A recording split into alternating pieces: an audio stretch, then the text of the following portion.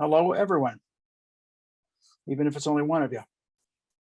Um, yeah, you want to help me, Jude? We have my grandson here in the background, kind of giving me critical analysis, and we asked him which one he wanted, and he wanted this painting. So we're going to paint this little. I think I painted something a few weeks ago in the Dolomites. This is a different view up in the Dolomites in Italy, and we have an 18 by 24. And because I was going to do, I had two or three things picked out, and they were all cool.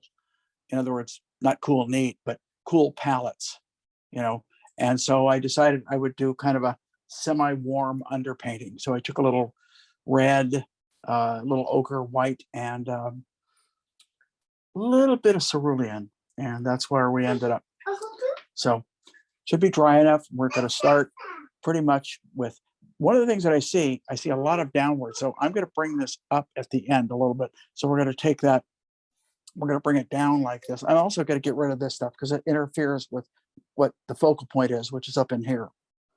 So we're going to just let the trees be down here, and then probably about here, they start to level out kind of in this area here. And then we're going to bring them up, just instead of back down, I'm going to bring them up a little bit. Okay. Just because I hate something to just diagonally run boom from one corner to the other corner of the page. So we're going to do that. Then we're going to start with this little plateau back here, which is going to sit probably about here. I call it a plateau, even though it's slightly mountainous. Also, these cliffs, everything here is bigger than you think. It's pretty amazing. So we're going to kind of come up here, almost the center of the page, right about in there, bring this over, up again, somewhere in that realm. And then these big cliffs that kind of come out behind, the reason I picked it is there's just a little bit of light. Most of this is in shadow. So we're going to get the cliff, we're going to get the little peak, and this sits a little off center, somewhere right about in here. Yeah, that's about right. And then we'll kind of bring it on up about this point, somewhere right in here, it gets lost in the clouds, which is one of the things that I like. I like this little area right here out in front of the clouds, and then the clouds breaking back behind. Skies up in here somewhere, okay? So that's my map, so to speak. And I will probably change things around. I'm never satisfied, or I should say never. I'm very seldom satisfied with my initial sketch when I do these very, very quick plein air things. So a lot of times I will shift things around. I think this is too large, so this will probably work its way down. But I think the first thing I'm going to do is lay kind of a little bit of that sky in. And I got a kind of a new looking gesso brush. So we're going to take a little. I actually have some Prussian laid out on my palette, which is Prussian blue, would be similar to a phthalo type of a blue, very, very blue green. It's got a lot more chroma and vibrance than, say, an ultramarine. So what I do to temper it just a little bit is bring a little bit of ultramarine back into it. And I am mixing white into it, and we're going to test it. It's a little lighter than I want. So I'm going to add a little bit more ultramarine, and we'll start kind of in here. And I'm doing the kind of the scumble approach in the beginning, partly because I don't want clean edges, because clouds, unless you're painting these real crisp, I want these clouds to be very soft and not exceedingly crisp. A little piece of sky up in here, maybe a little over it here. Just little touches. This is probably a bigger area, probably comes more in here. And it's pretty opaque paint. Now, one of the reasons that I like this kind of warm underpainting is if I don't paint real thick, I paint kind of thin, some of that warm will come through. And I may end up, if I leave little spots, because it's so cool, I'll get little vibrant renditions of warm color. So we're going to start with that. Now, next color is I'm going to go to the cool shadows, warmer shadows in that cloud, cooler shadows in this cloud. So I'm going to take the white with color that I already have in it, a little bit of that ultramarine blue. I'm going to throw a little bit of brown into it. In this case, burnt umber. I've got both burnt umber and I have asphaltum both out here. And my palette, I didn't lay out specifically for this painting. This is a palette that I had out for another piece I was working on. I don't like that color, so I want more blue in it. Let's try that. Feels a little better. Okay. Just kind of rough in, approximately where I kind of see the clouds happening. Down, it comes down a little slower down here. And I'd rather kind of slightly overlap than I would, let's see, clouds up in here. Now they get a little warmer up here. Interesting. So I'm going to add a little bit more brown to that color. The brown's warmer, but brown will also darken it. So I have to add white as I add the brown. Because if I just add any color that darkens the color, if you want to keep it similar or a lighter value, you have to use white. Whoops, did not mean to do that. So I'm remembering that even though these colors and values may look close, I'm going to be coming back with the lights to snap it. So that's one of the nice things. Now it's looking a little green, so I put a little bit more of a warm hue into it. And in this case, what I mean is I had a little bit of the cad orange hue out and threw a little bit of that back into it. Bring this down, kind of work it right into this up in here, shadows.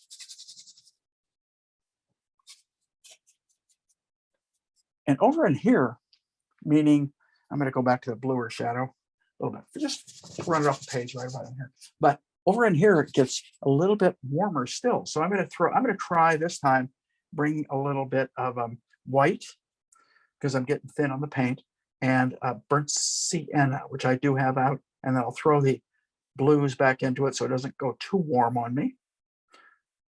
And I got it a little too dark, so I just add a little bit more white, and we'll start. I can go a little bluer now that I look at that carefully. So let's try this. That feels a little better.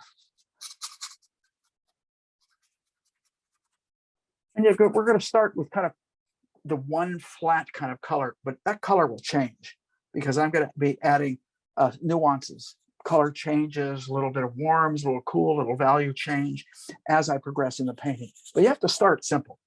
So I usually kind of start like I'm doing here, kind of just simply laying in a mass that I think is about right.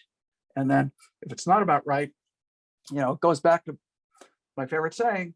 Those of you that have tuned in have heard it ad nauseum. So it's paint like you know what you're doing and assume you're wrong.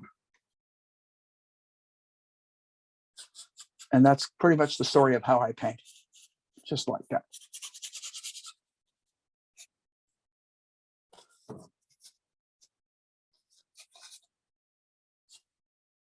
Well, let's see, let's bring a little bit of warmth down into this, a little bit more blue up there. Now I have two blues. I've got my blue green, which tends to be more of the Prussian, and the more of the blue violet, which is more of the ultramarine. And those are kind of the differences. If I had to,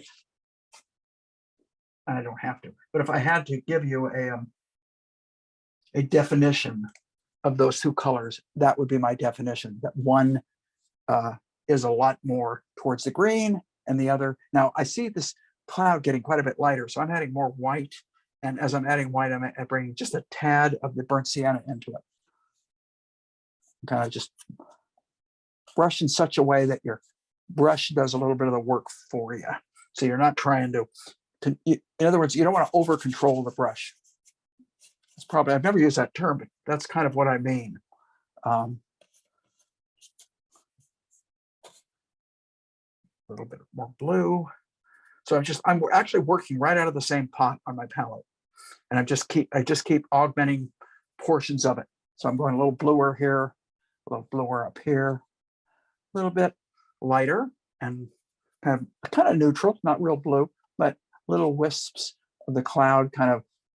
And this brush really does wonders, because by just using it very gingerly, very delicately, I can come up with kind of weird edge qualities that I can't if I'm using too small of a brush and trying to paint in too precise of a fashion.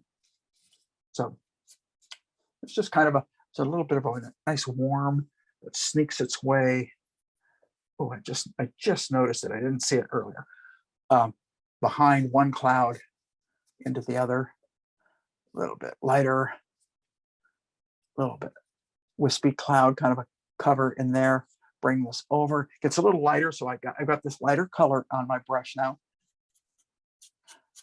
And this way we're kind of, what we're doing is we're taking it away from the one flat tone that I told you I laid in, and we're starting to see subtle differences. And so what you do is you lay in those subtle differences as you see them, and then you assess them later on. If they don't feel quite right, you do something else.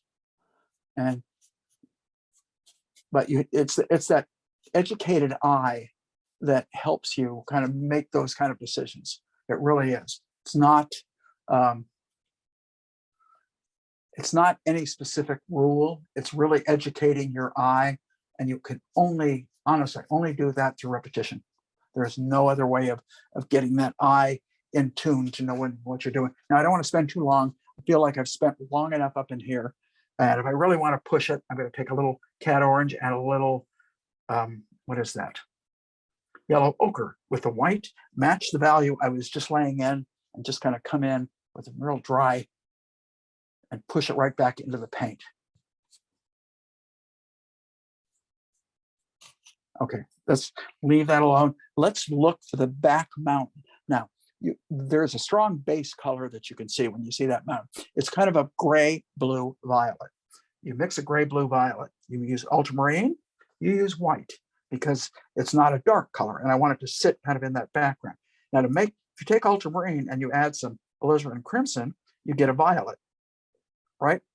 So you get a nice violet, and then the violet is too strong, you want to gray it. So any one of your yellows, in this case, a little ochre I'm mixing in, and it feels about right. Let me see what this, I don't think I'm dark enough. It's the whole thing. So I'm going to go probably a little more blue, and a little bit of a little bit of alizarin, and we'll test it now and see where I'm at. I might be okay. Yeah, I think that's going to be right. And I'm going to go darker. Probably too dark on the clouds is why. Got to be careful, because as I come forward, I want to get darker. So I don't want to start too dark in the background. So let's start about here. I have to lighten the clouds a little bit. So we're going to go there. I can use a little asphaltum into that too, and gray it, and warm and gray it. Okay, so we're going to come here. It still has a neat little violet cast, though. I'm actually pleased with the hue. I don't know what the value yet, but I'm pleased with the hue. So we're going to put a little bit of a edge of a mountain, a little gray, and we're going to kind of give some of those really interesting edges of the rocks, because they're not that neat and clear. Now this rock right about here that peeks out is going to sneak up about here, and I got to darken it just a touch because it's sitting against a lot of, okay, that may do it. Yeah, I think that did it. So we bring it down, and then you get some of those jagged,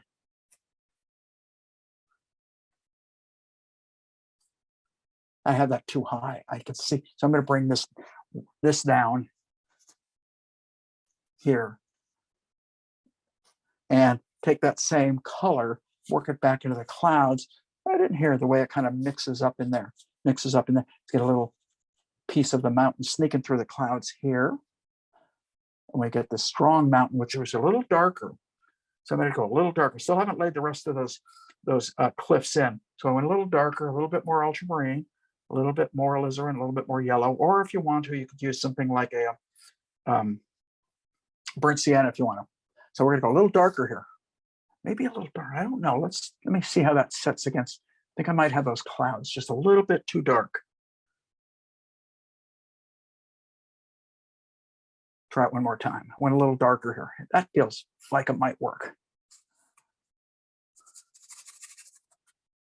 Okay. Again, base color. There's a lot more going on there than this color, but you have to start with a simple color, and you don't want to isolate all the little nuances right off the bat. Paint those into the mass that you paint. So this should be a little lighter, which I think they're close, and then it lightens as it goes down, right? So it lightens and it blues up, meaning it has a little more blue. So I lightened it with white, And I'm bringing a little more ultramarine into it. And we'll see what this color looks like as it gets down about in here. That's too light. So a little more ultramarine. And I'm going to throw a little brown into it to dull. There we go. I think that's about right. Maybe a little warmer now that I look at it. There is some warms back in here. So, and there's some cools. So we're just going to start with this.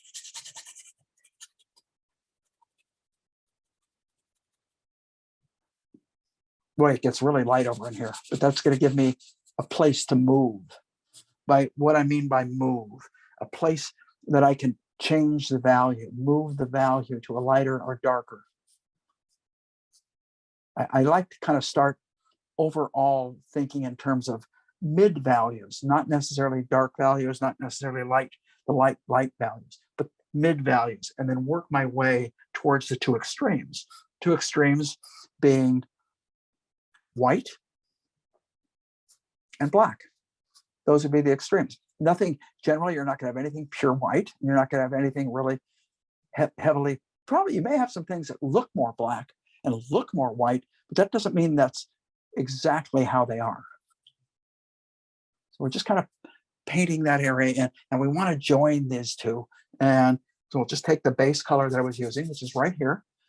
We'll work it down here because it's going to really work its way. This is going to go lighter, I can tell you right now. I had a feeling I might be a little too dark when I first laid those clouds in. I'm not sure. Just had a feeling that was going to have a little bit of a problem with that. Now we want to take that light and the dark that I used, this being the light, this being the dark, work them together. Let it become a mass. When the first thing we read when we look at anything are the simple masses. We don't read the detail. So when we look at that mountain, we just glance at it, we see a tone, and then the closer we look at it, the more we see things going on in the tone structure. So that's why you work simple to complex, because that's how we see. We see simple to complex. Simple meaning that we're just saying little flavors of something. Complex meaning we're seeing all the information, all the details.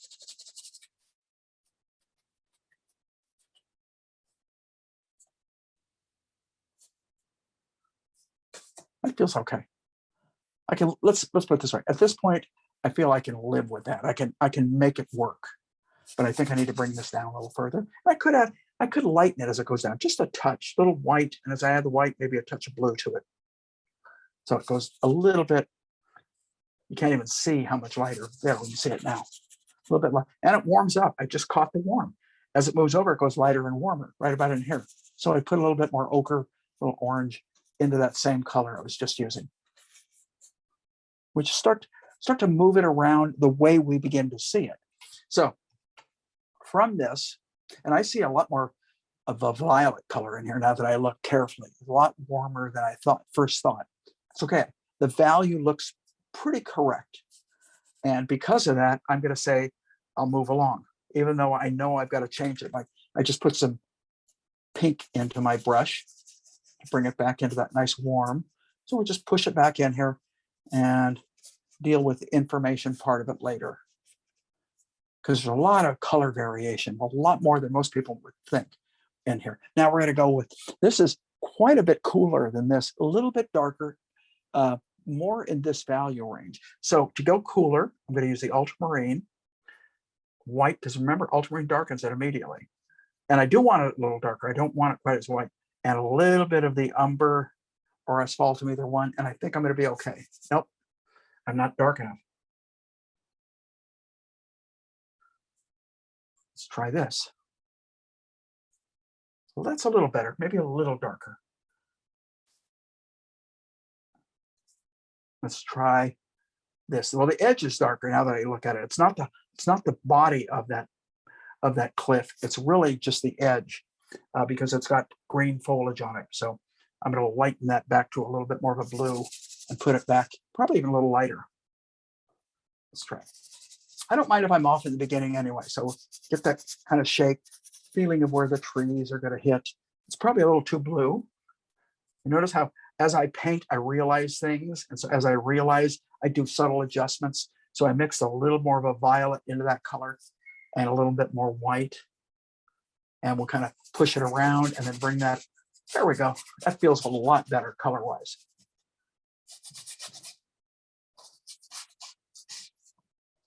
Okay.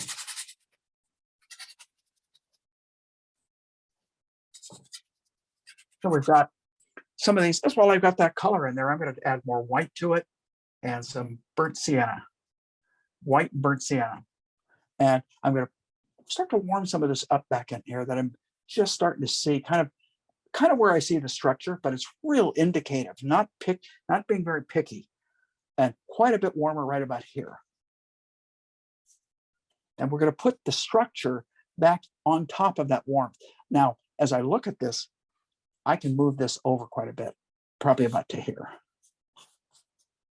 We sort of start to get some interesting colors if you look back in there. I mean, it's not looking quite as flat as that initial lay-in. I do want to come in with a little bit greener area right there. So I'm bringing green back into some of my colors. Green meaning at this point, I could use my warm or my blue-green. I'm just grabbing sap and putting a little brown into it so it doesn't go too loud, too intense. That feels pretty good. We don't want those edges sharp. This down at the bottom, it appears as a glacier. And even in reality, when I was there, I swear to God, I thought it was, till I got close to it and I realized it's crushed rocks that have fallen from the cliffs and just kind of piled in the flatter area.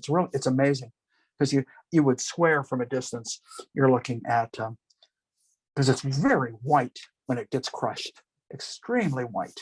So we got this little plateau right in here, and the values are close right now. In fact, the values are too close for comfort, but I'm going to use that as a mid-tone and pull away from it. So I went threw a little bit more of the Prussian into it, so I could see some of these are getting a little bit blue-green as this area moves down in here. So just got a little bit of blue-green. I see it over here, but a little darker maybe.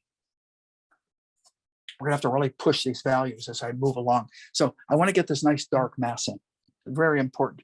Big, and that's going to be one of the simpler parts of the painting. So we're going to take asphalt and cleaned a little bit of my brush. I'm going to take ultramarine blue. I'm going to take sap green. And I have a little bit of the residual of whatever the color was. And so we're going to kind of start a little bit towards the slight greens, but the extremely darks. I'm going to bring it all the way down, because I'm not going to try and get, originally I was going to show this and let it kind of run down the page, have a little sliver of green. I may change my mind and decide to do that. As of now, I don't want to. So we're taking it pretty much this way. And I'm mixing, I still have the residue of those lighter colors. So it's not as dark as it can go. And if I press hard on it, I want you to see something. So this is light color, but watch out if I press hard. I pull out of the ferrule some of these colors, which allows me to lighten it if I want.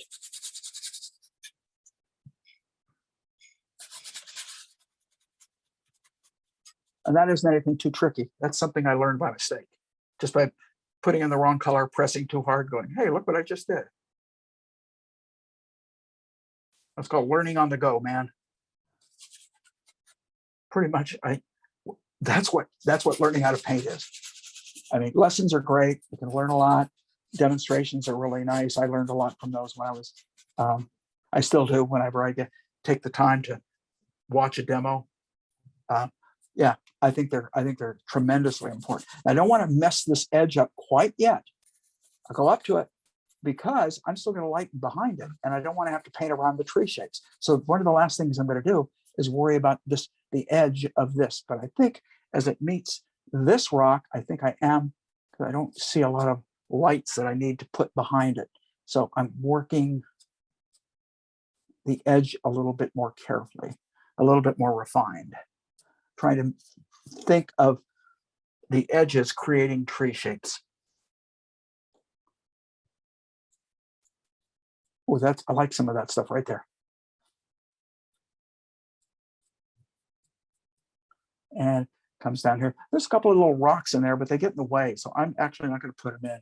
There's one here and there's one over there. And it's so close to the value and color of the tree that to me, it's just going to get in the way. Okay, so we'll kind of leave it at that. Let's get it all the way across. I threw more terp. That's why I felt I needed it. And I just ran out of green, so I know I'm going to be squeezing out some more sap if I can find my sap. If I can't, I will use the Prussian and a little bit of ochre, which I just did right now.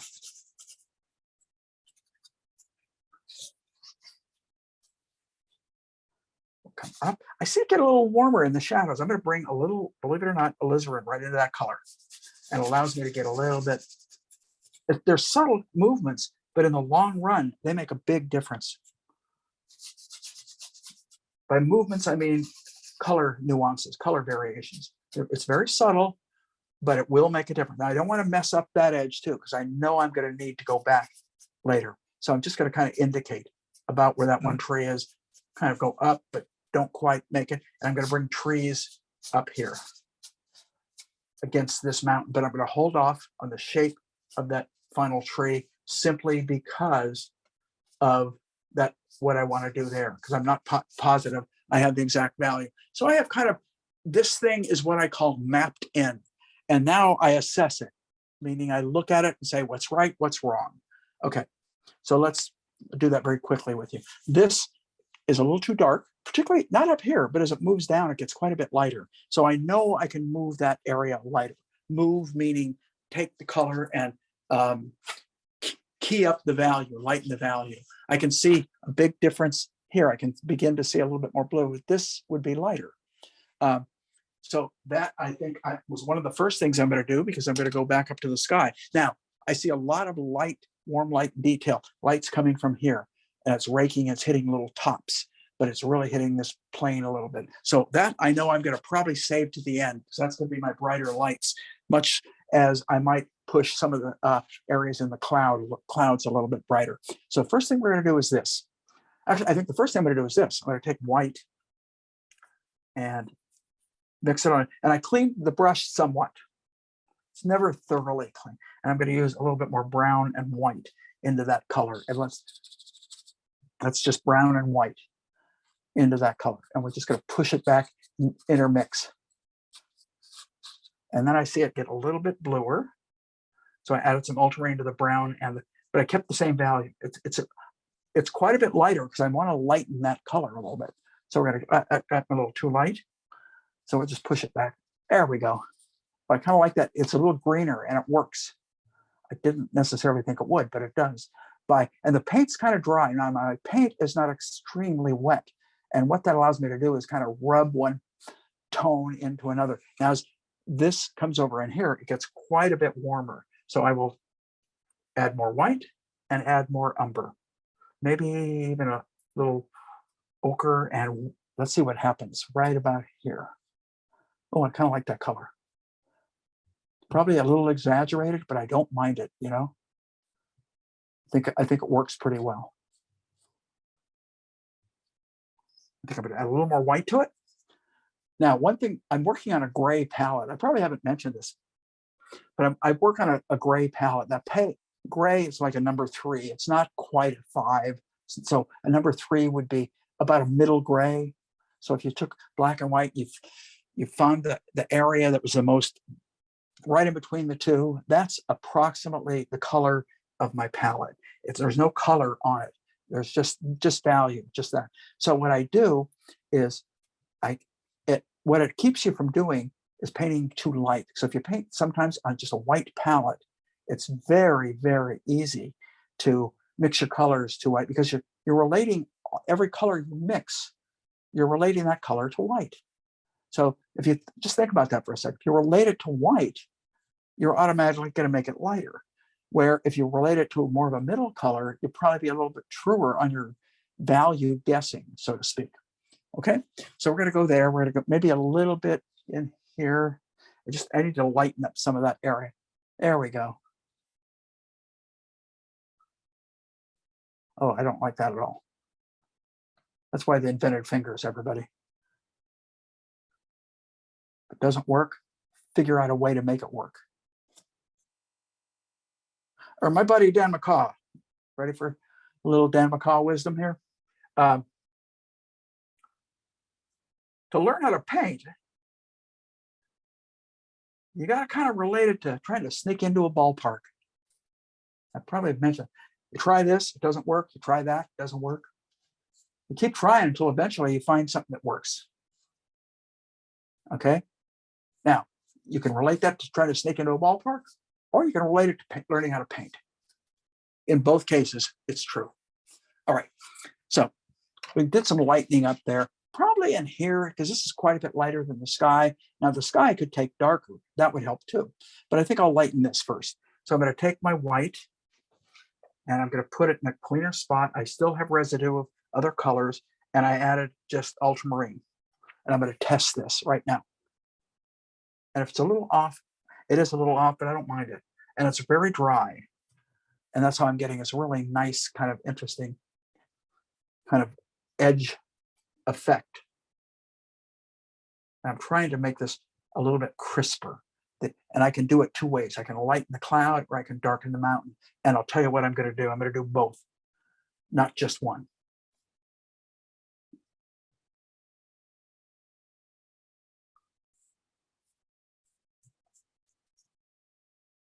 Okay, so we're getting some color variation in the clouds. Now let's get some color variation back in the cliffs here. I see it, as I said, I was heading the right direction right here. And that is a little bit of I'm using a burnt sienna palette today, and I haven't mentioned it, is titanium white, Naples yellow light, haven't used that yet, yellow ochre. I actually have some cad deep yellow hue. I'm not using it, it was in for another painting.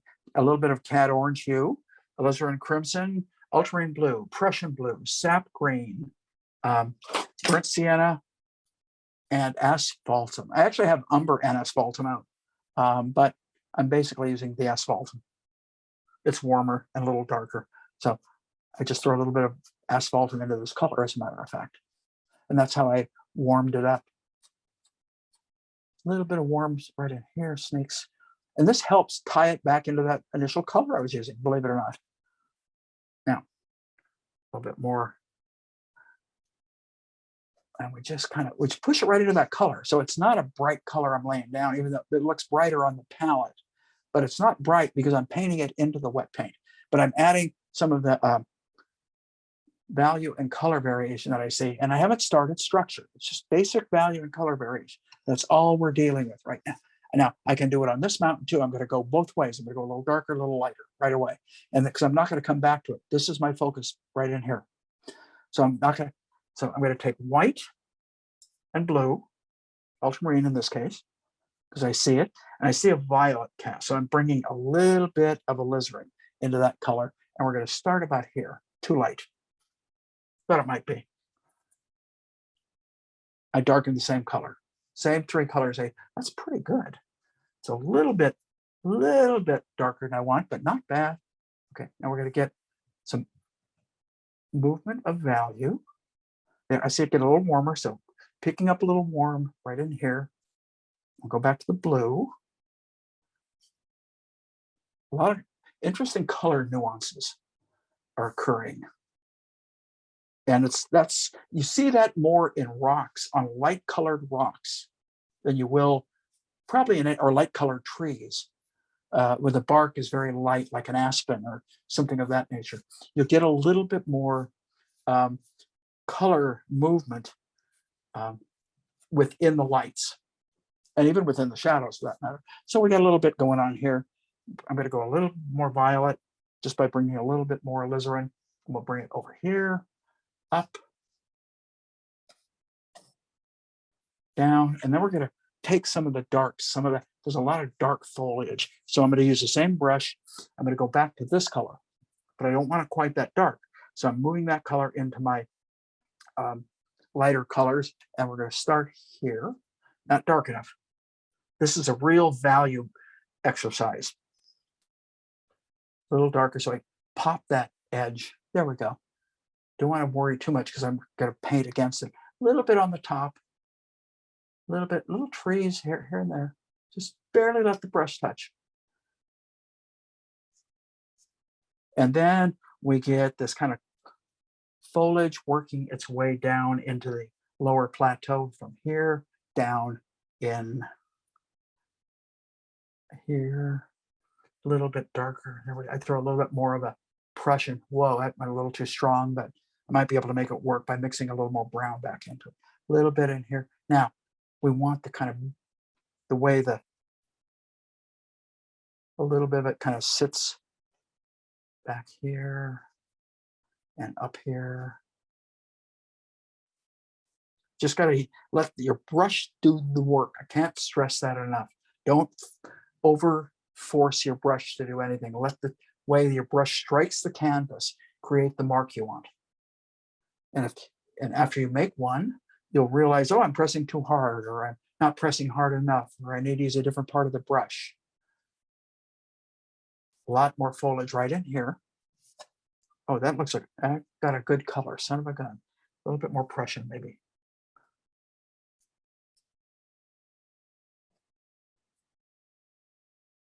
One thing about when foliage grows on hills such as this, it's not a graphic look unless your style tends to be more where you're designing those shapes as really nice graphic shapes. In this case, I'm working to try and keep somewhat of an authenticity of the edges that I see. So I'm not reshaping them in any sort of design fashion.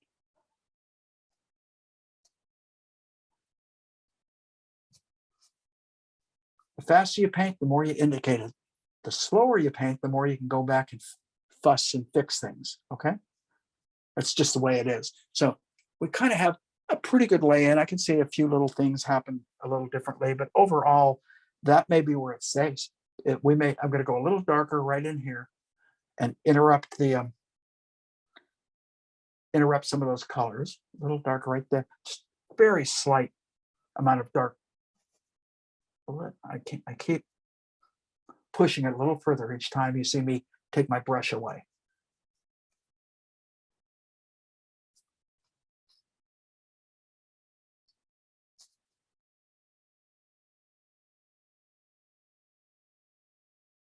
I'm just looking for things right now.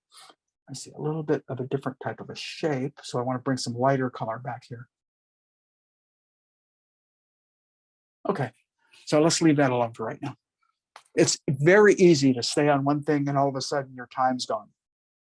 And I'm a little over 30 minutes into it, so I'm a little behind where I think I should be, which means I probably fussed. I made some bad calls is really what it comes down to.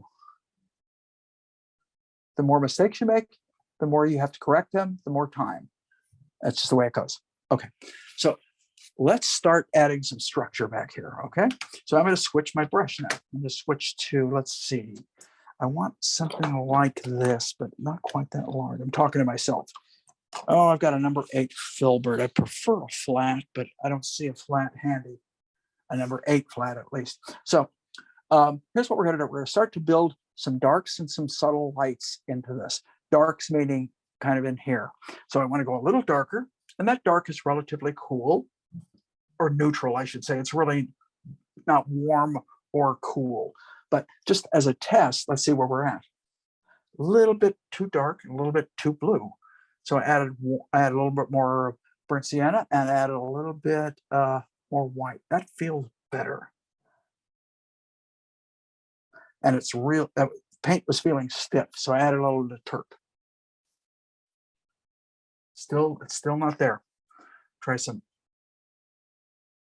I think it's because I'm painting into wet paint, and even though the color starts out darker, by the time it paints its way into the color that's down there, it dissipates the strength of value.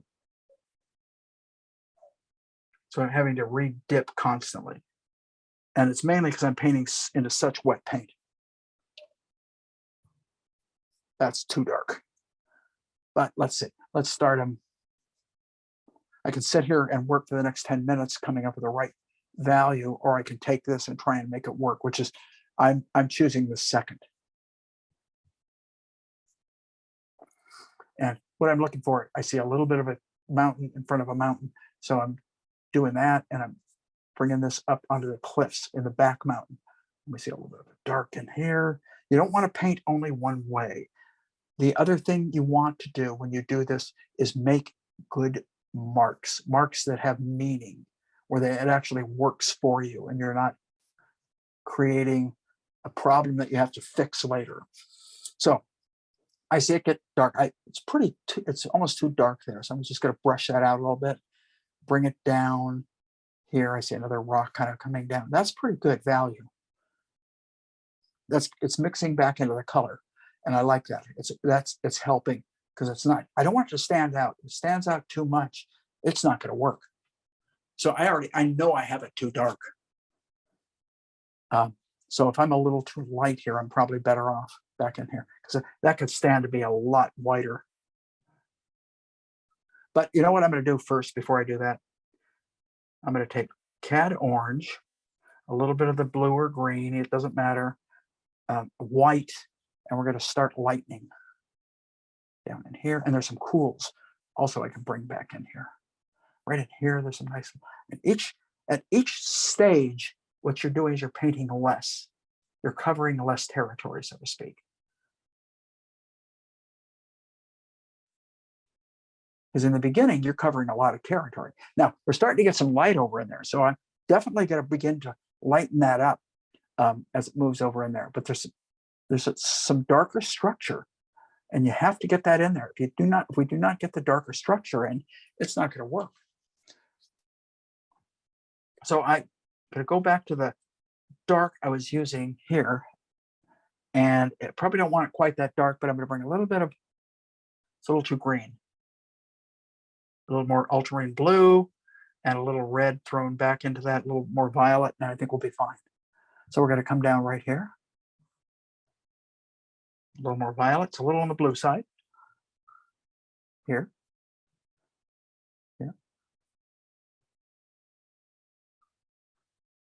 Different marks. You see me sometimes use the whole brush and sometimes just let the tip scrape.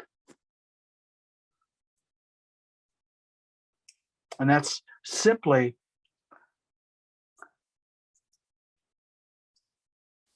there we go. That's simply because I need to go darker at the top. I can say that right now. I hate to say that, but I'm going to say it. Right about here. Just a little bit. And there's some crevices I can do them with this brush, or I can use a small brush later. If I have a cool mountain and I want to put crevices, very often I will warm them up. Meaning by warm, brown is warm compared to blue. So more that direction. I don't necessarily mean by going, to a red or a red-orange or anything.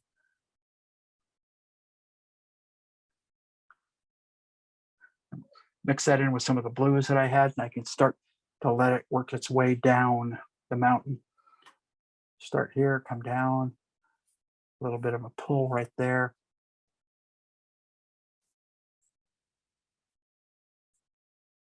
Just look for some of the busyness that you see going on.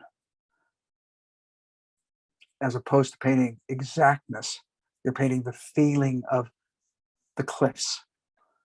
Probably important thing to say is you're really painting for that feeling. Now I'm going to start lightening a little bit more, adding more white.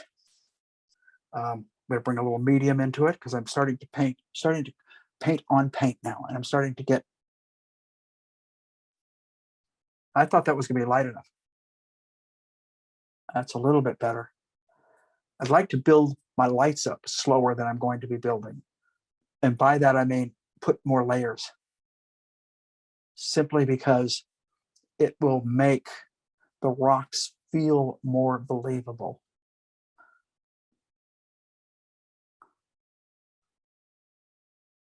Oops, let's try this. That went a little too light on me.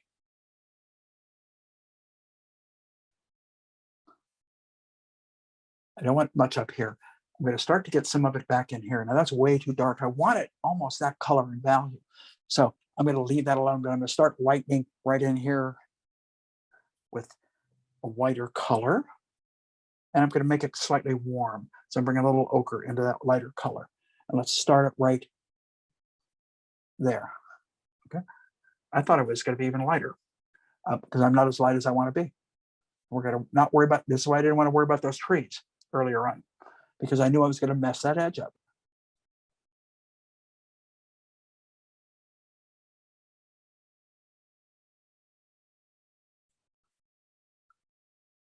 Okay.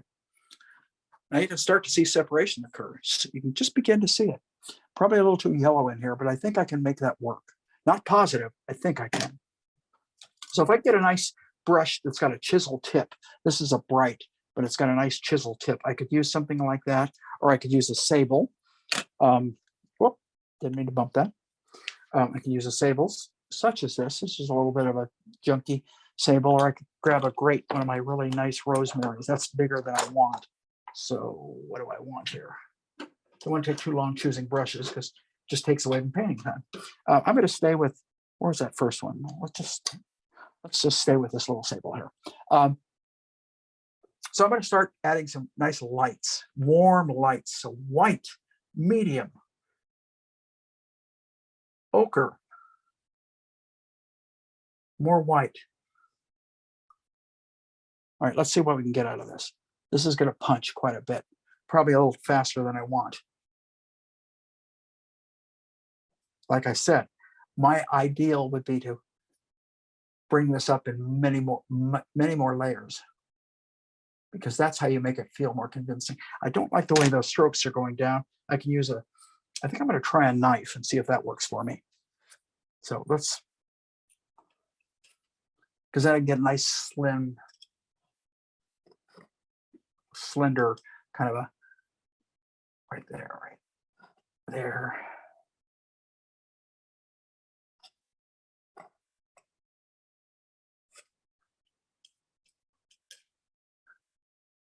Down at the bottom, I'm going to, where it looks like a glacier.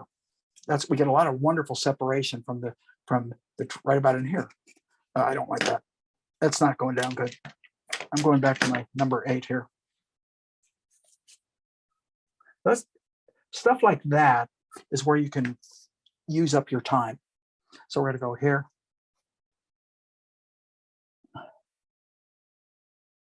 It feels like it's pulling, and then it flattens out, goes round.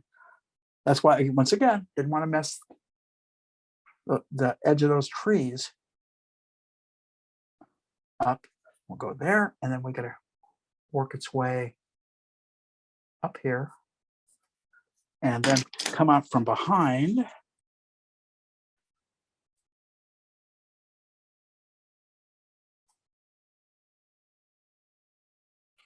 Okay.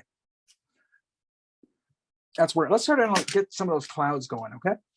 I got to go back to my big brush to do that. So let's start to bring the clouds out in front of the mountain. That's going to work. I have a lot more to do on it. I can keep 2 or 3 brushes handy at all times and keep them loaded with paint. So if every now and then I want to go back and go just hit little pieces, and they don't, it doesn't have to be exact. It has to feel correct. That's really one of the hardest things I probably had to learn. So I was so hung up with being really realistic. And I just felt like, if it wasn't exactly the way it looked, but what you begin to find out is things like rocks, they have different characteristics. And so they don't have to be done one way.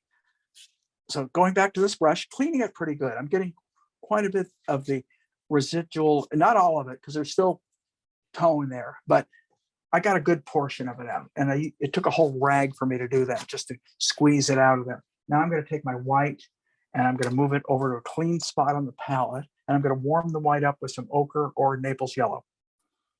And I'm going to throw medium into it, because it's got to extend for quite a ways. So what we're going to start with, let's start right about here.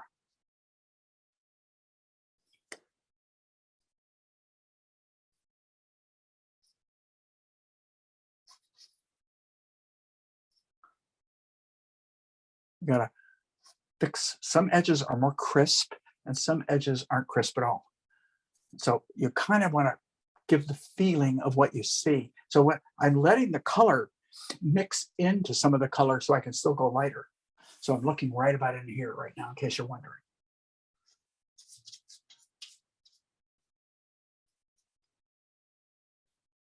And you work your from here down here, this kind of, and then we're going to go right into this area, and we'll go into these clouds, get a little sliver. Look at that beautiful little sliver of light. It's right about there.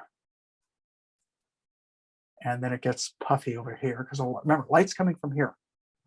Light's coming from there. So that's what we're constantly working on. And keep that in your mind. It's almost like you're really painting form.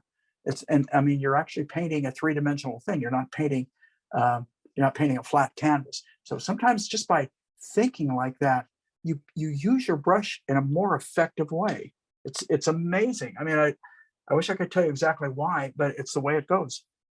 You actually, so I'm mixing kind of this blue because I want to have a color that I can work back into the clouds to help edges here and there. Like there, I could use it as it comes down there. And that's a little too dark, so I can kind of go back and mix a lighter color back into it.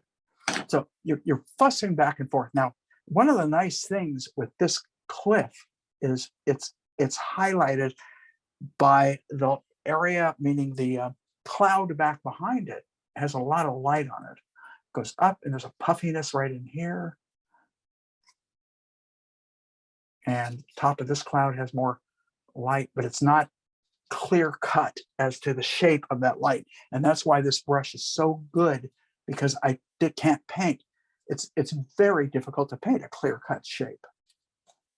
You're kind of getting kind of clumsy edges all the way through, which is adding to what the cloud is like. Because a cloud, and remember, a cloud is only like that for a moment. It switches. So this is why you don't have to be 100% accurate. You just have to be aware of where the light is hitting it from and what cloud is in front of what other cloud.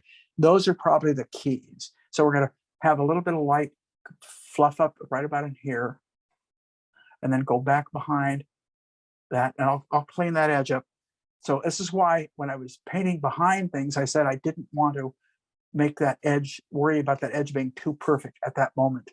So this is going to go over, it's going to go behind that mountain, and it's going to go behind this mountain, and then come up here and be a really light, some really nice edges. This is where you want, I'm picking up a lot of dirty colors, so I keep remixing that white, Naples, and ochre.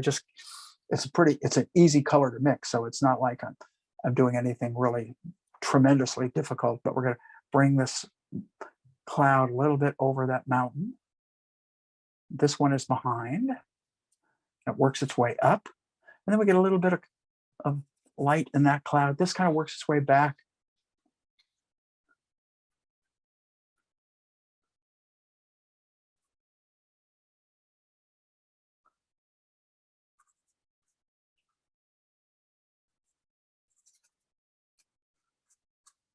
I'm just following kind of what I see, and I'm kind of feeling it as opposed to trying to paint the exactness of it. So I'm not hitting everything. But I'm constantly looking at my reference and my painting. Neither one is taking the lead right now. I just want to make sure. So I want to show you something. This is wrong because I painted over that edge, but eventually what I would do is I'm going to come back and we're going to put that mountain in front. And then this is where it goes behind. So fuzz it in one or many different ways. So we're going to do it there. I would do it probably right behind this. So this kind of goes this way, kind of comes up, wisps a little behind that.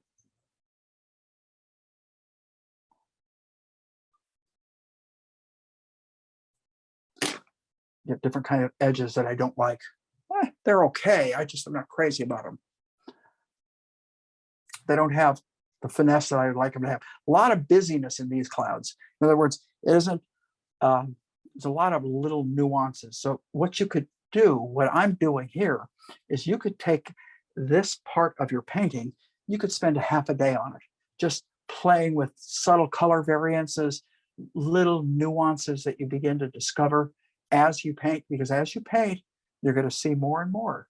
And as you see more and more, that's when you're going to want to put it in.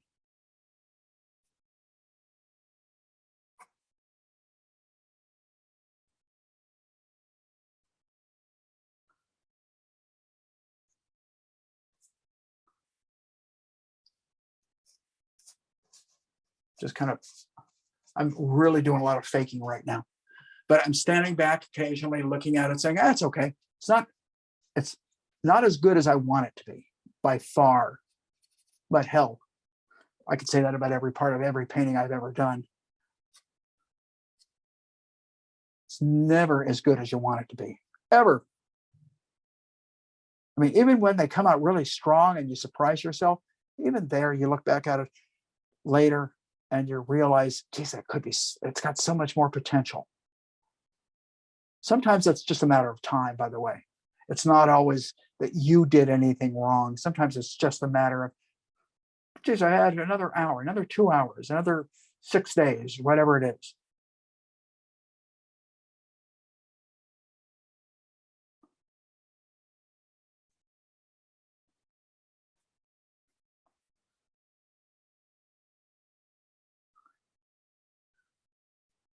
Paint the light as the light hits it. Where's the light coming from? Here. So planes, that even clouds, as ethereal as they are, they have planes. There are fronts, sides, tops, bottoms. So you have to kind of think like that as you're painting them. And even though those edges may not be as clearly defined, you know, this gets real abrupt in here. It's just not as refined as I would like it to be. I can see a lot of little breaking going. There's one right down here. It gets right there. It goes behind that. See if I can do it without destroying that cliff. Goes up here and then it fades.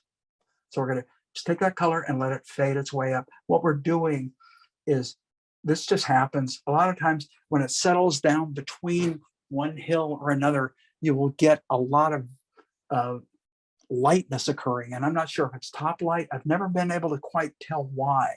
I know they're clouds in that respect. I know clouds settle down. The weight of the cloud brings it down. So it's not that unusual when that occurs.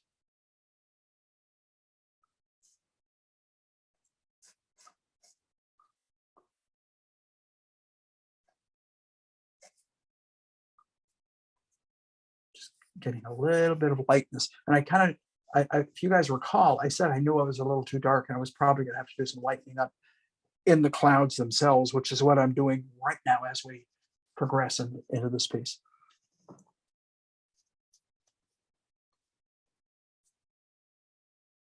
And little tiny.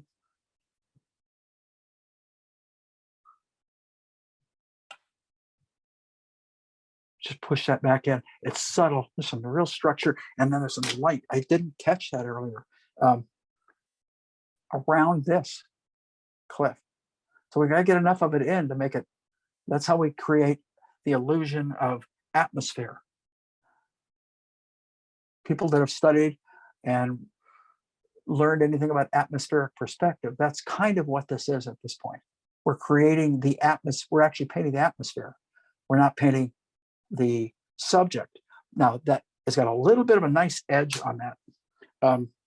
I've got about a half an hour left, which isn't as much time as I was hoping, but I'm stepping back. Everything is shaping up okay. I'm going to take my fan for a second and I'm just going to do some of this. And that helps the softness of the cloud, because when you use those bristle brushes, they can be pretty harsh. And so sometimes just by a little bit of a fan coming back over, I don't paint too much with it. I do know artists that do and paint beautifully. I've tried. I've just never been as successful as some of the other guys that use them. But I do use them to come back and fuzz and blur, which is kind of what I'm doing right here.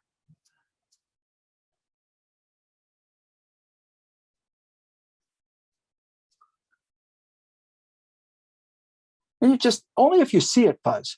Truthfully, you guys, only if you see it. Look, there's that knife. I knew it was around here somewhere. I'm going to take my ochre and whites and a kind of gray white, and we're going to light the edge of this cliff. Boy, my hand was shaking, wasn't it?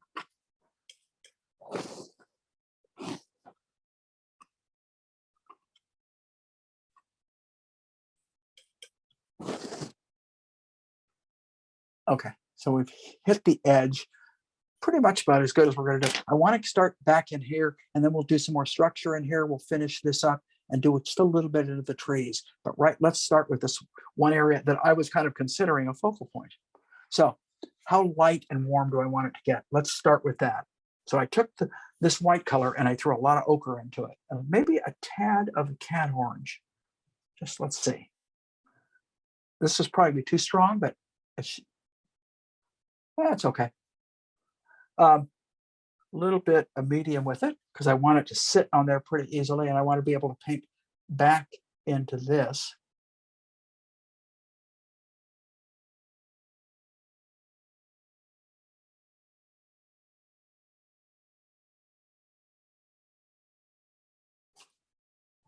Well, I like that warm. Now I'm going to darken that a little bit, and I'm going to kind of start to paint over some of these blues back here, but I do want it dark on the edge.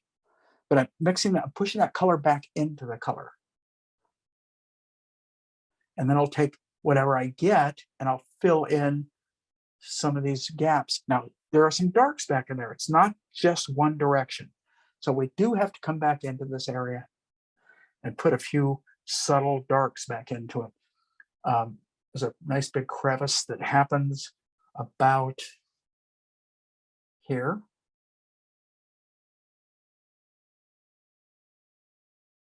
So we slowly build these areas, and a little bit, not quite as dark, right in here, a little bit back in. So you start to build some of these areas back. We're going a little darker now. Build back into that color. We already have wet color down, so this color is not going to be as dark. So I can actually just make some nice strokes. And right on the edge, a little bit of, okay, and a little bit of light sneaks.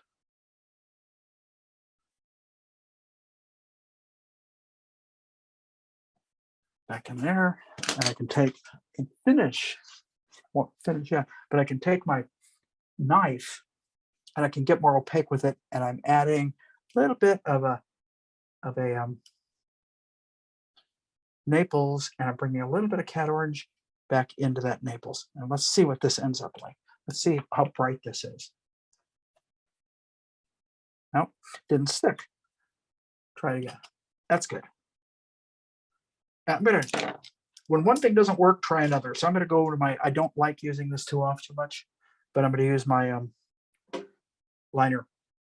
I don't like that, particularly at this stage, because we're about 30 minutes from complete. I would say I would use it more when they're 5 minutes from completion than 30 minutes. But I was having trouble getting the paint to stick the way I wanted it to.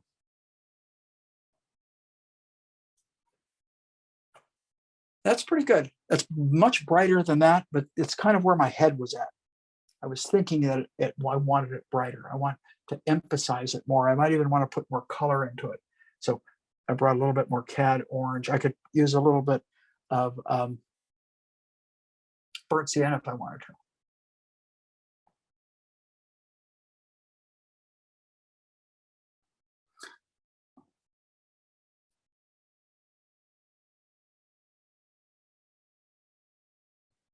Okay.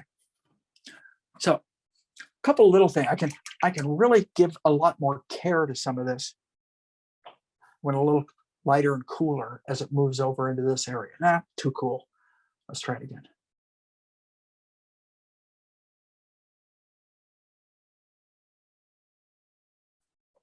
Okay, here's what I want to do. As I'm going to take that cloud color. What is that? White, ochre, a little bit of Naples. and take that cloud color. Be a little bit more careful now. Bring it back, and I can emphasize just by letting the cloud go behind it. So you can emphasize an area. And I didn't get as bright as I got the gradations down, but I didn't get that nice bright white cloud, because that cloud is much lighter than the lights on the cliff, which brings up another thing I'll bring up right now, and that is work to make a lot of your decisions into how it's working based on what's near it. If something is right near it, then use that as a measuring a value of how you want that value to work. Now I have a little 1/2 inch that I'm going to use right now, and I'm going to take the cloud color, mix it down a little bit so it's not quite so bright. We're going to put a little bit of a cloud kind of just starting to wisp down here. I've done this on location, and not this specific painting, but these kind of cloud effects, and it's really fun. Well, I should say it's really fun when it works. It doesn't always work, but generally, if you just keep working at it, you can eventually get it to work. A lot of times it's just adjusting the value, lighter, darker, or edges. It's usually one or the others. It's not. So we got a little piece of cloud. Now, from a distance, it's working. I don't know how it's working on screen, but from a distance, it's basically working. So if I want more of this mountain here kind of coming through, so I'm going to, it's too blue. Let's try it again.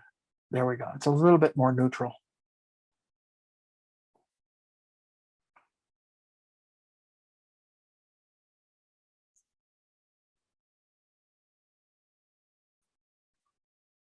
It's starting to be okay. Just starting to. It's not there. And we're going to do as much as we can to make it work before time runs out today. But I'm trying to give equal time to equal spots in the painting. And so kind of spend enough time there. I've got to go back into here with, I think I'm going to use my liner because I was having trouble with the knife. Where did I put it? Oh, here it is. I'm going to use, and I'm going to go on the little on the dark side. Ooh, I sound like I'm painting Darth Vader. I'm going to go a little bit. I want to paint into these areas. Oh, that's pretty good. A little bit more red into it. It's a little bit on the blue-green. So if you want to kill a green color, use red. If you want to kill a blue color, use orange. Now, orange could be brown. Doesn't have to be specific orange, because brown is almost like a burnt umber, a burnt orange. I mean, a burnt umber or something like that is almost like a dark, warm color. And so sometimes if you stay on the dark and you want it to be dark value and darker color, use a little bit of brown in there, and it works. Although I've gone a little too red on that. I could probably go and just hit, and there's a lot of busyness. Now this is where you can go too far with it, and if you do, what you do is you come back with your lights. It's kind of like painting tree holes, truthfully.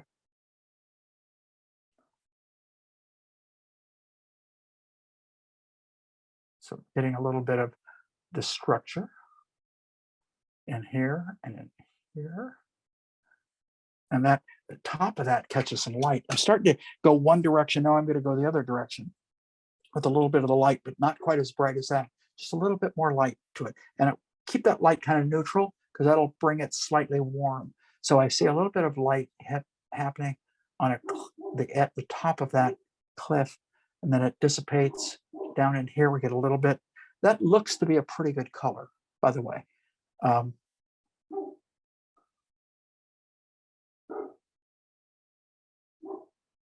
Is backlighting these rocks kind of fun. Standing back, it's starting to shape up. Is it going to shape up in time in the next 25 minutes? Hey, stay tuned. I can't tell you. I can just hope. So we're going to be a little more careful now with some of this. Gonna make this go back behind that area right there. A little bit of a cooler top to that. There, that's some good, decent stuff going on that's starting to make sense. And you're constantly readjusting. If it's wrong, you fix it. You don't leave it.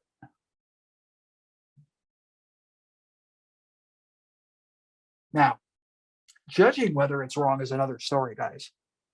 That's a whole different ballgame. Y'all probably know that. It's those judgment calls that really take the time and the knowledge. I think most people can learn the basics of painting, I guess, like learn the basics of piano, basics of guitar, but it's really getting used to those decisions as to right and wrong, what I need more of, what I need less of. That kind of stuff goes on the rest of your life, and that's why painting is such a phenomenal thing for anybody to get into at any age, because you're just making a decision. You're learning. You're learning. You have nothing to do. You have nowhere to go but up. Think about that, huh? How many times can you say that? I guess you could say it a lot, but in painting particularly, it's part of what painting is, and it always has been. And one of the things that has been told to me, I completely believe this, is so you look at all your masters, your favorite masters, they've all learned from the people that came before. Now, how did they learn? They may not have taken lessons. It may just be observation. They look and they study it and they say, okay, this is how so-and-so did it. Now, why did Monet choose those kind of colors? Because I know that's not realistic, but why did he choose them?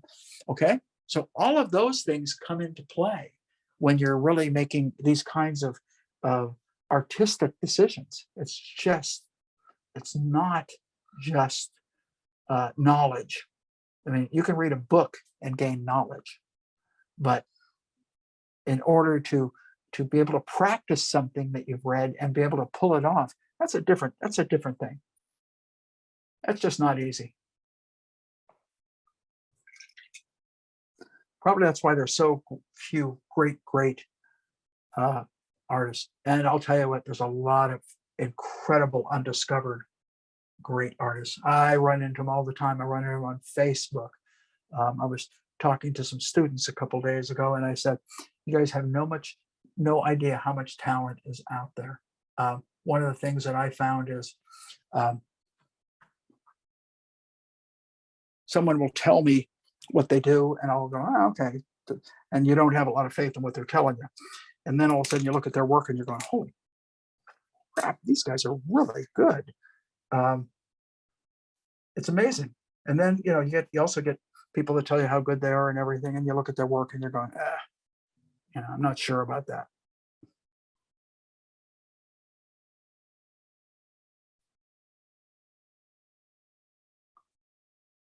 Now, little trees. We're going to start worrying about some of the edges in about a second.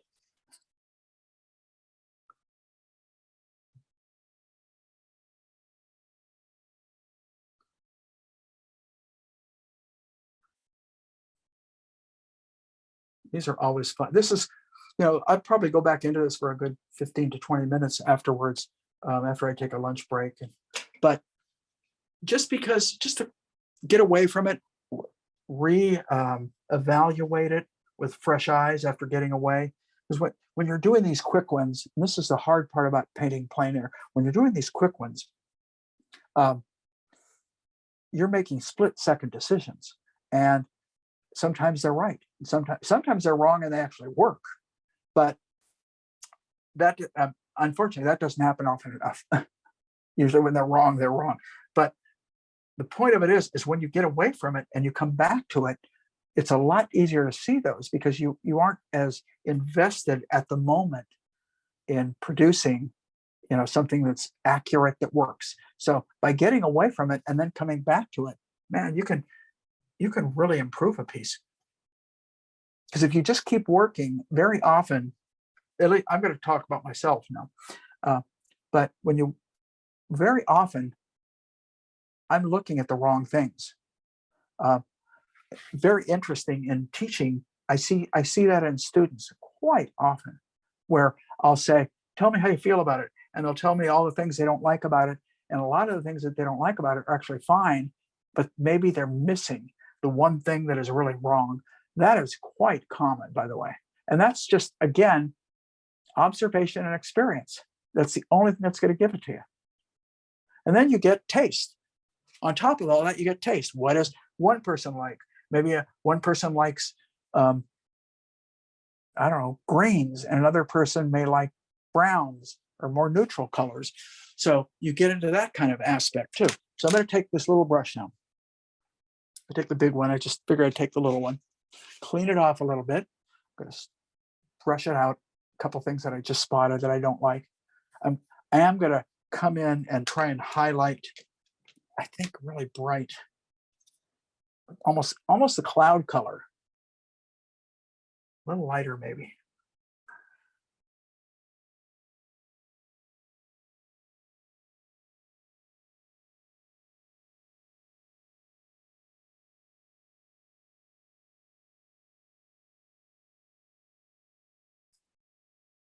A little more neutral. Light isn't hitting at quite the same angle, so you get a little bit of light, but nowhere near as bright. Okay, all those little lights that you can find behind things help separate. So now what we want to do is maybe separate this a little bit with a little bit of a bluer color, and then come in and worry about the tree edges. And we don't want to spend, I really don't want to spend more than 4 or 5 minutes, if I spend that long, on those edges of those trees. If I do, I'm going to run out of time. So a little bit more of a blue violet.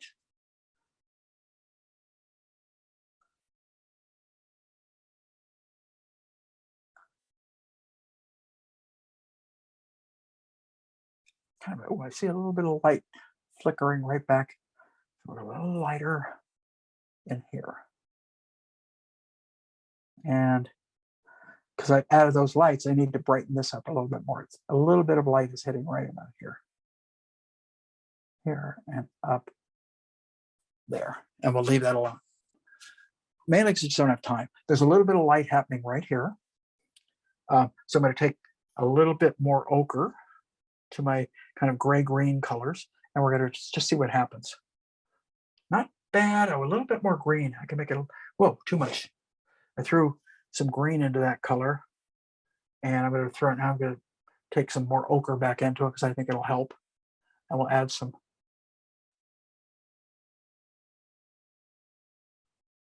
feeling of lights. I can see almost a little band of light back, and then there's a light that happens right about there.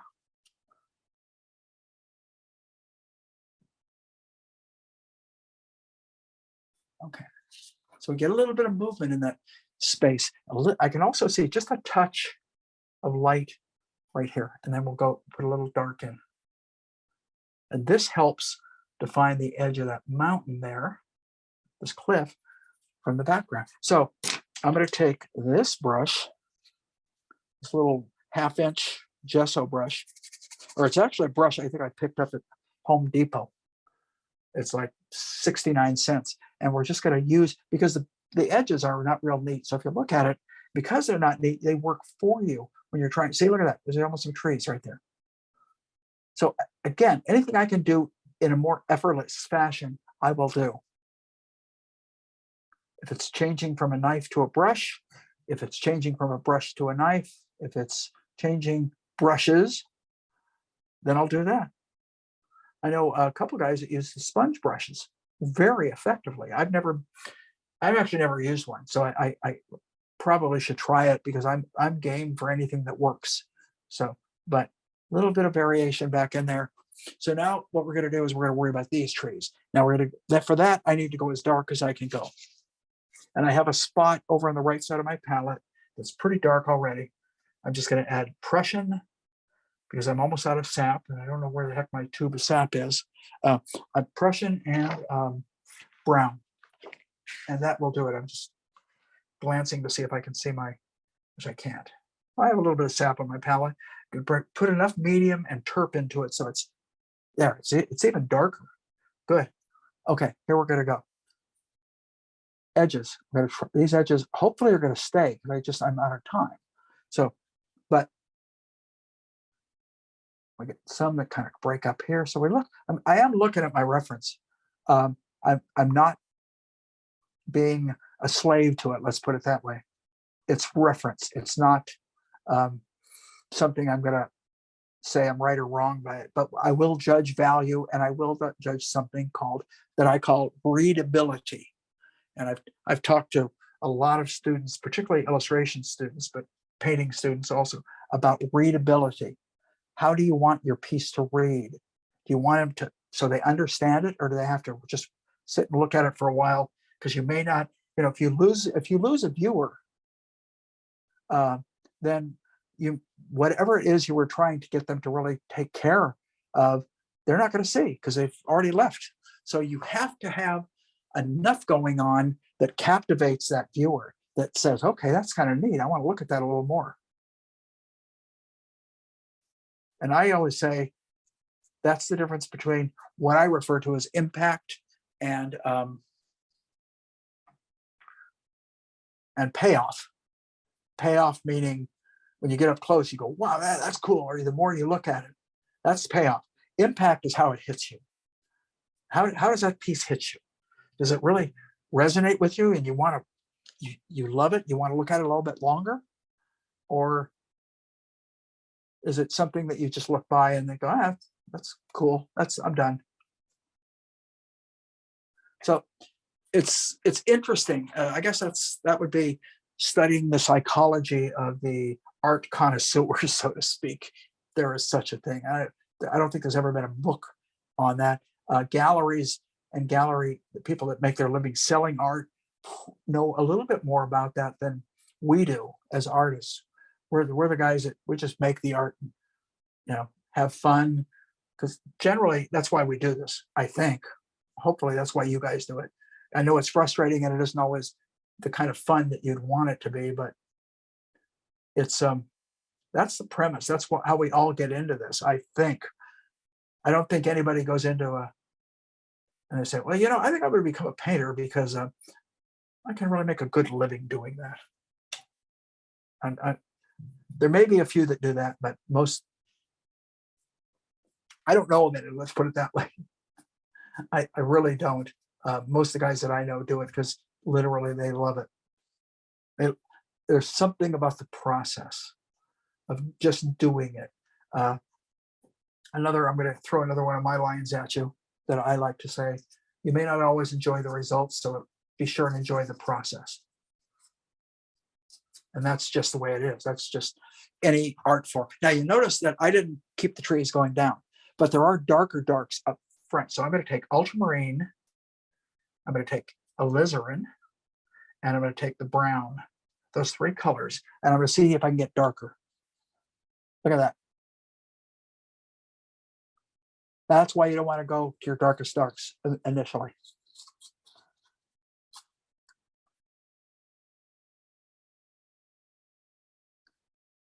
Now, there's a band of shadow.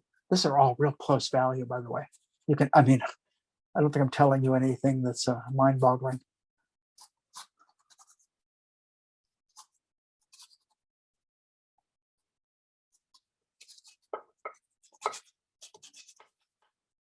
Now most of that's going to stay, but I will go back and hit a few spots a little bit lighter.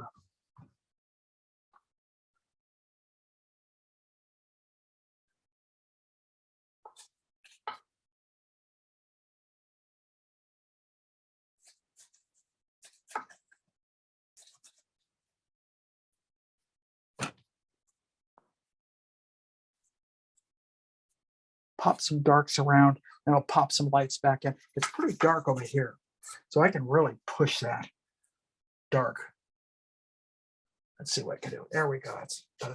Now, the more I smear it around into that paint, the more I lighten it up because I kind of use the color that's there. But if I mix a fresh mixture of it and put it in, then it's going to be even darker.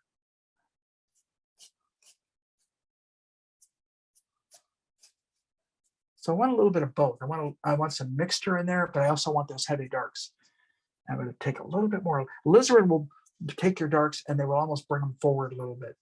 You know, the old theory that cools recede. That doesn't mean you can't have cools in the foreground or warms in the background. It's a very simplistic rule that actually there's a lot of truth in it.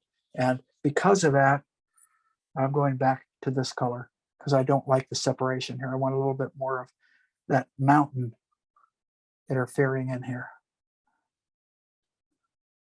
And that's, you paint positives to negatives, negatives to positive. All right, so let's put a little bit more information in the trees. Not a lot, a little bit more. Then we'll go back and we'll do some refinements.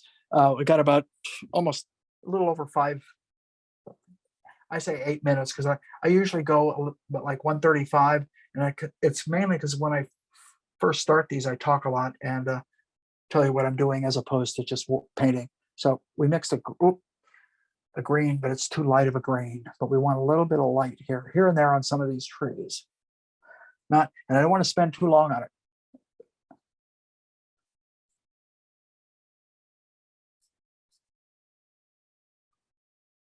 So we just kind of hit the tops of a little bit of light passage right in here. I just took kind of a gray-green color and add some ochre. And that's kind of what I'm using. The ochre is the warm.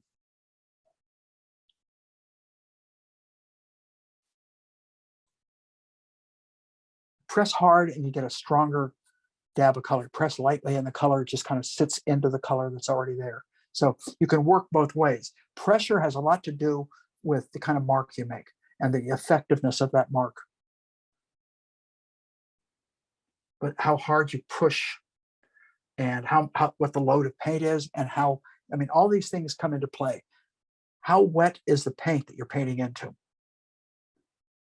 How wet is the load of paint on my brush? Do I have a lot of paint on my brush or just the tip painted? The kind of pressure that I want those to go down to be as effective and, you know, get the most out of my stroke that I possibly can. Those are all questions that we're all dealing with as we paint. To a degree, I think some of that pressure is best learned in doing watercolor.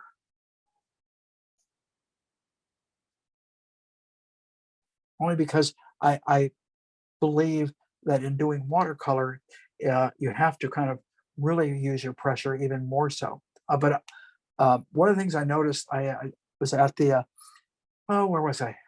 At the Metropolitan Museum years and years ago. And I was with the Society of Portrait Artists. And Richard Schmidt did a demonstration there. I thought it was really kind of cool. I was very fortunate to have been able to go back and see it. I didn't necessarily go back for any specific reason. I think the Academy was getting an award and I had to go receive it, the Academy of Art. Okay, now that's probably all I'm going to do for right now in those trees. I could do more. I could add a little bit more warmth, for example, right? I just put some more ochre into that color and we'll put a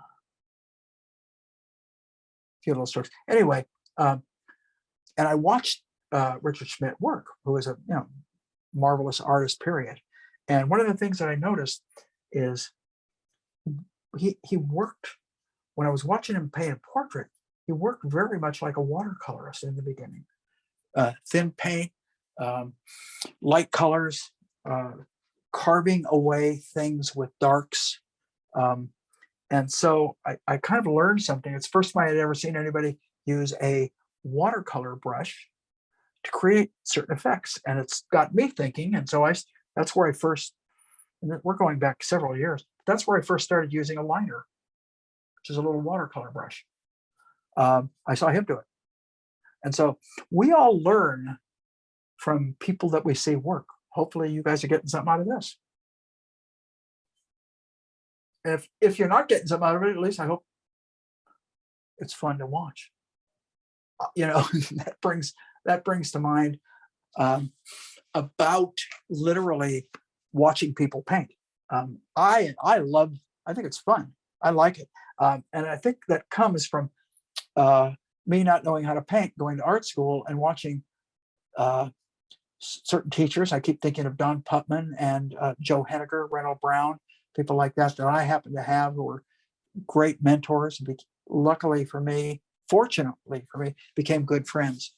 But when I think about, that's the first time I'd ever seen anybody paint.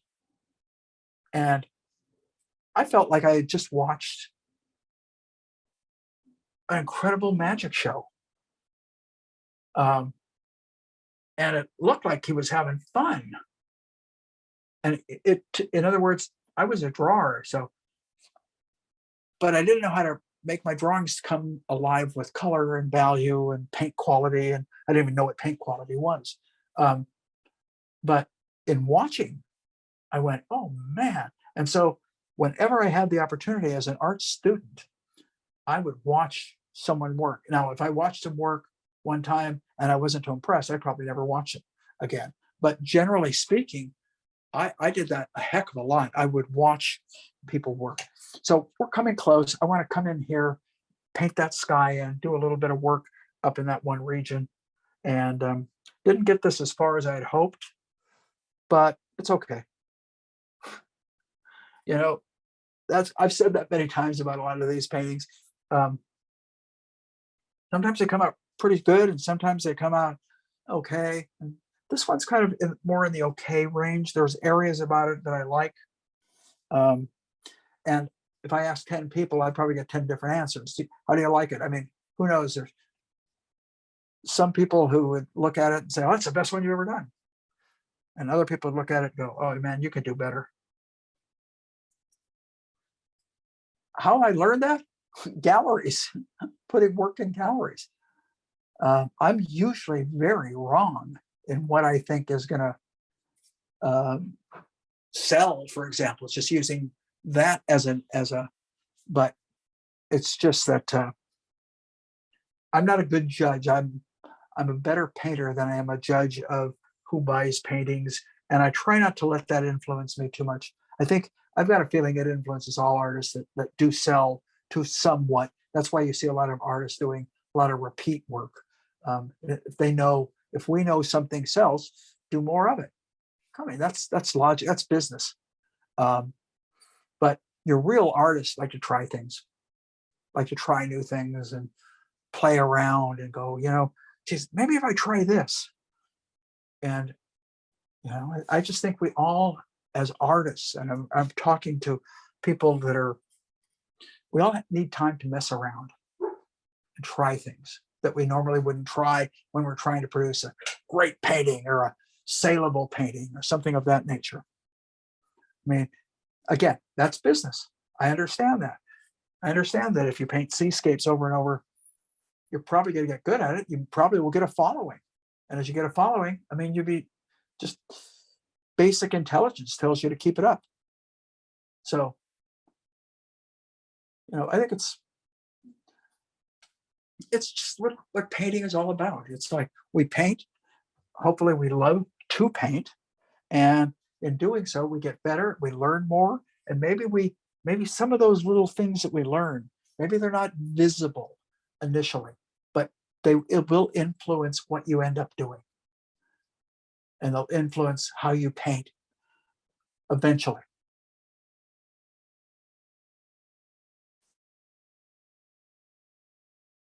A little bit of this bluer light kind of breaking into that sky. Oh, I kind of like that little area I just hit. Every now and then you hit a little area and you go, whoa, that works. And then you look at it a day later and it didn't work as good as you think. As good as you think, as good as you thought.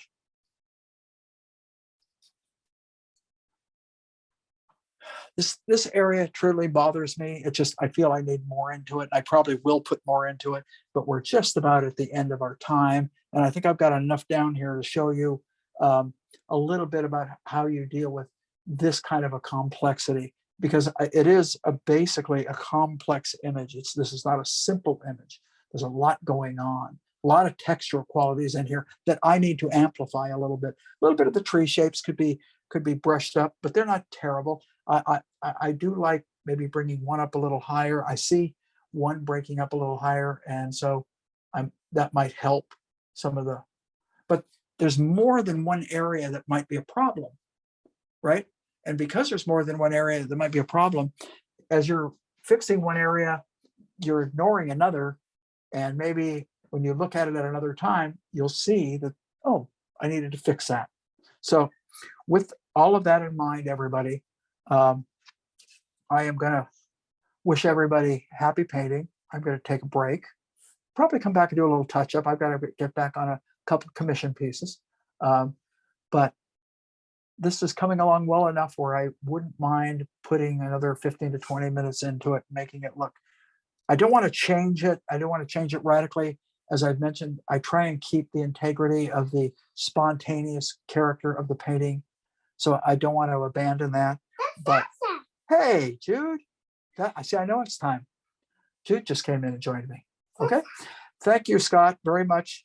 Anna wasn't here to answer questions. So anybody that asks questions, I will answer them as I go through and look a little bit later. Okay. Thanks, anybody that tuned in and anybody that watches it later. Thank you.